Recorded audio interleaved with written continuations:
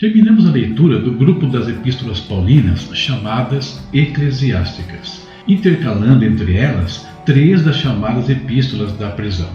Hoje começamos a leitura das chamadas epístolas pastorais, 1 e 2 Timóteo e Tito. A primeira epístola a Timóteo foi escrita por volta de 64 d.C., ainda na cidade de Roma, durante o aprisionamento de Paulo.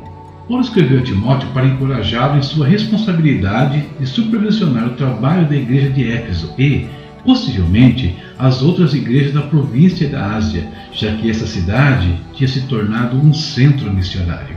A carta estabelece as bases para a ordenação de presbíteros e fornece orientação para a ordenação de pessoas em funções da igreja. Em essência, 1 Timóteo é um manual de liderança para a organização e administração da igreja. Essa é a primeira carta que Paulo escreveu a Timóteo, um jovem pastor que tinha sido de grande ajuda ao ministério paulino. Timóteo era filho de mãe judia e de pai grego.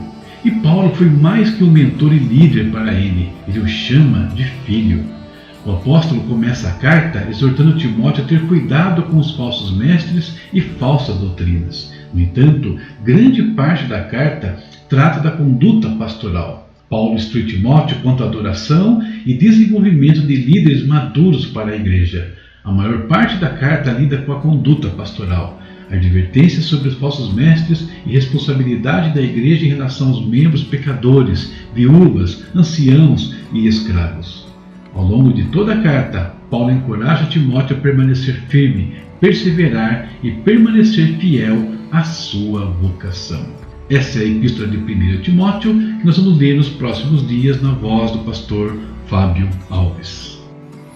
Olá, tudo bem? Espero que sim. Vamos para a nossa leitura bíblica. Livro de 1 Timóteo, capítulo 1. Saudações de Paulo.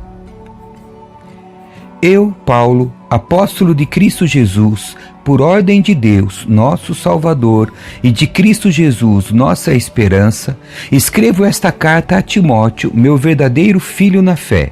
Que Deus, o Pai, e Cristo Jesus, nosso Senhor, lhe deem graça, misericórdia e paz. Advertência contra falsos ensinos.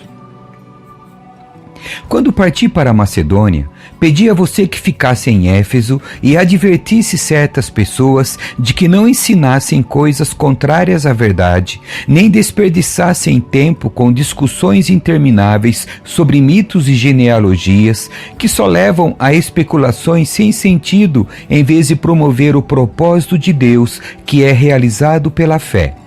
O alvo de minha instrução é o amor que vem de um coração puro, de uma consciência limpa e de uma fé sincera. Alguns, porém, se desviaram dessas coisas e passaram o tempo em discussões inúteis. Querem ser conhecidos como mestres da lei, mas não sabem do que estão falando, embora o façam com tanta confiança. Sabemos que a lei é boa quando usada corretamente.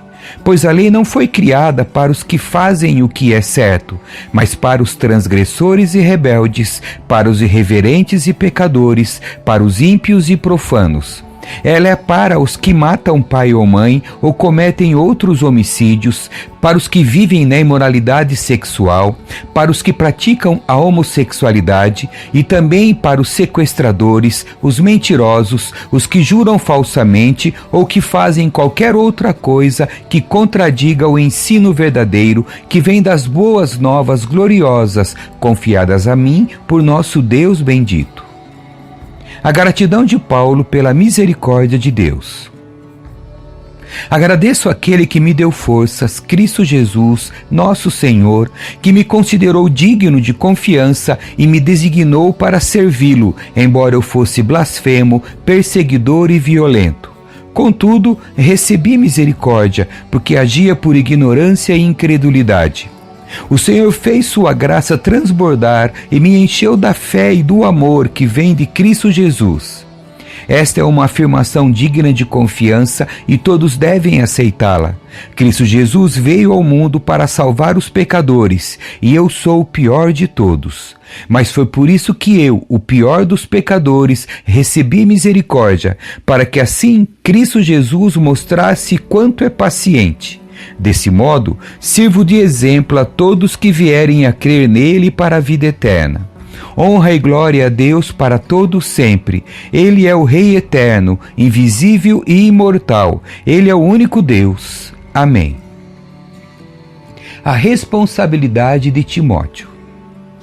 Timóteo, meu filho, essas são minhas instruções para você, com base nas palavras proféticas ditas tempos atrás a seu respeito, que elas o ajudem a lutar o bom combate. Apegue-se à fé e mantenha a consciência limpa, pois alguns rejeitaram deliberadamente a consciência e, como resultado, a fé que tinham naufragou.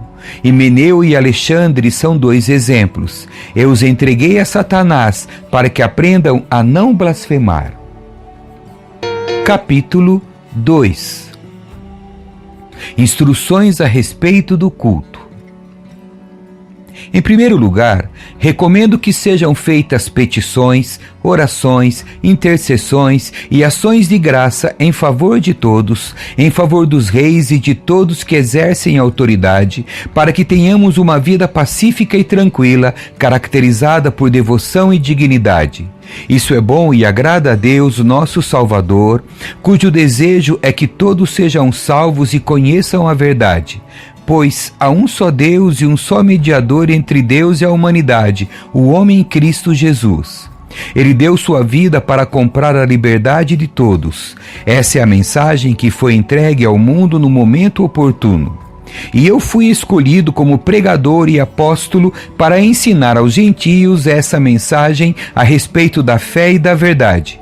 Não estou mentindo, digo a verdade. Quero, portanto, que em todo lugar de culto os homens orem com mãos santas levantadas, livres de ira e de controvérsias. Da mesma forma, quero que as mulheres tenham discrição em sua aparência, que usem roupas decentes e apropriadas, sem chamar a atenção pela maneira como arrumam o cabelo ou por usarem ouro, pérolas ou roupas caras. Pois as mulheres que afirmam ser devotas a Deus devem se embelezar com as boas obras que praticam. As mulheres devem aprender em silêncio e com toda submissão. Não permito que as mulheres ensinem aos homens, nem que tenham autoridade sobre eles. Antes, devem ouvir em silêncio, porque primeiro Deus fez Adão e depois Eva. E não foi Adão o enganado, a mulher é que foi enganada e o resultado foi o pecado. Mas as mulheres serão salvas dando à luz filhos, desde que continuem a viver na fé, no amor e na santidade, com discrição. Amém. Que Deus abençoe a sua leitura. Tchau.